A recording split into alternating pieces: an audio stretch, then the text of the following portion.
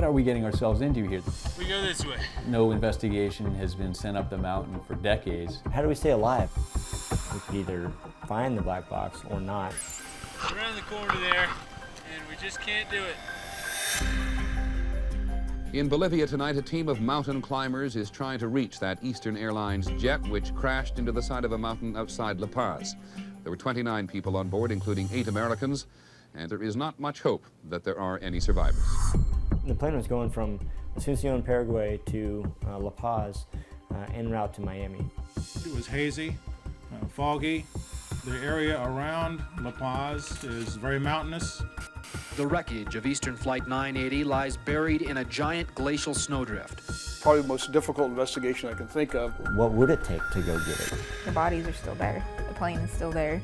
Let me bring my dad home. So let's try to go after this and finally put this investigation to rest.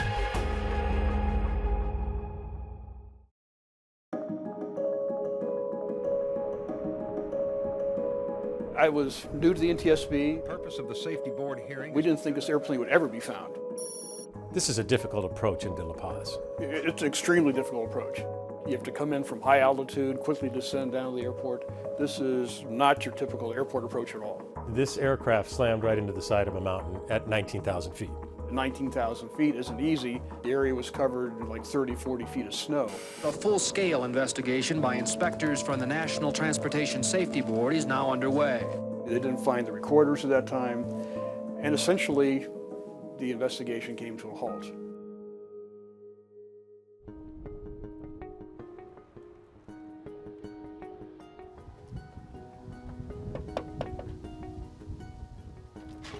Hey, David Crow from ABC. Hey, Dan Futrell. Nice to meet you. Yeah, come on in.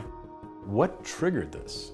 So last summer, we were sitting around and followed the internet rabbit hole to a Wikipedia page that listed the 19 unrecovered black boxes in the history of aviation. Also included this one. It was the highest elevation commercial plane crash. And so that one kind of stuck out to us, and the reason listed for the black box being unrecovered was high altitude and inaccessible terrain. Like, come on, like, people have been to the moon, people have been top of Everest. What does inaccessible mean? You guys are both mountaineers? No, not even close. We haven't done anything near what real mountaineers would call mountaineering. Was it the sense of the adventure? Was it the mystery that appealed to you? I think a little bit of both. Maybe we could succeed where all these other expeditions had not managed to. Leg one.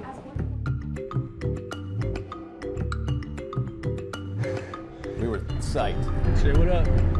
This is great. We were gonna hike to this old abandoned mine at Mesa Cala. Going up. To me, that looks impassable. Physically, really, really demanding. It was about an hour hike to the beginning of the debris field, and just that hike, you're hiking right towards the summit of Illimani. 16,000 feet now. We get there to Mesa Cala, We immediately found pieces of the plane. and this is the first time we saw a little piece of a life jacket. It's a real plane crash. It actually happened. And that's the first time where it was kind of real. So it became clear then that we were in the right place at least, but the debris field was much, much larger than we had anticipated. It did seem like the goal of finding the flight recorders might be completely impossible. I found this thing, which is the right color, but cracked open like an egg.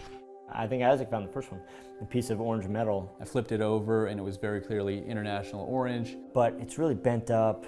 I expected a black box to be intact, and I also found some magnetic tape. So we had these things, and we think they might be important, and we kept them, but this is not confirmation. Eureka happened several days after that. The end of our last day, Dan and I decided to look a little while longer, and so I just flipped over a piece that I hadn't flipped over before, and it had a little wrap on this bundle of wires. It said CKPTVORCDR. Wow, we'd been finding pieces of the black box the whole time. We're standing there on this beautiful mountainside holding this thing that we'd come a long way to find, that people had claimed had been stolen or hidden, and there it was. There it was. A San Antonio man is one of 8 Americans who died when that Eastern Airlines jetliner crashed this week on a Bolivian mountainside. Mark Bird was the second officer on the ill-fated flight. My dad, Mark Lewis Bird, He was the flight engineer on Eastern Airlines Flight 980. He lived and breathed airplanes. That's how the wife of 31-year-old Mark Bird describes her husband. My mom never really talked about it. I just always knew that I was missing my dad. I never really knew why. They came back down and called me and told me what they had found. Time just froze.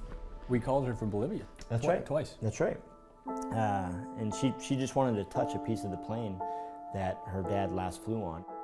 Here's this guy on the other end of the line in Bolivia that just climbed the mountain, found my dad's plane, and said he's, pretty sure it's the black box. And that felt good. And so now we wanted to see if we could go a little step further and get an answer. Do you think you'll ever get an answer as to what happened to your dad? I hope. Wait a minute. This is like a cardboard box. Basically, the black box is living in your apartment. Yeah. What you see here are six different pieces. This one here is the piece that Isaac, last piece that he found. This is the eureka. This is when you think you know you've got it. This is cockpit VO recorder. And this part right here, that Delta 1025 on the inside, that's the one that's unique to this box and can be tied to this flight. So we don't think any of this is going to be worth much to anybody. It's obviously pretty smashed. The good stuff is... It's this right here. Right there. Yeah. Basically, it looks like something you'd put in a tape recorder. What really happened here? Was it a mechanical failure? Was it a crew issue? Is it a terrorist event? The only way to know is to get to that tape. It does kind of give you chills that little spool of tape might actually have some answers as to what happened to this flight. Yeah. What was the last moment like?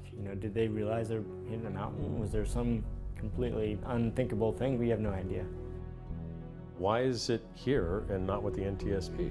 The Bolivians must invite the United States NTSB to look at this magnetic tape. I called the Bolivian embassy in DC, left a lot of voicemails, and I sent several emails explaining the situation. We really are hoping that they'll give us the sign-off that it's okay for the U.S. government to look at this thing. Now it's seemingly our task to convince the country of Bolivia to cooperate with the country of the United States. Why don't we have a little bit of cooperation here?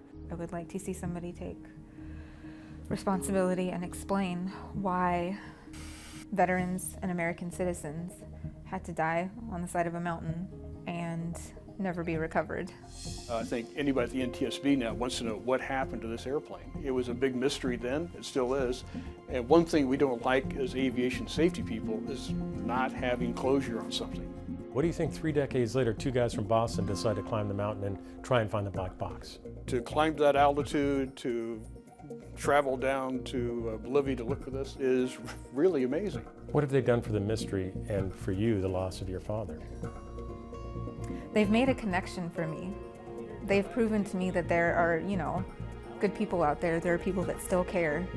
Nothing has really been solved. I think the mystery is even deeper now.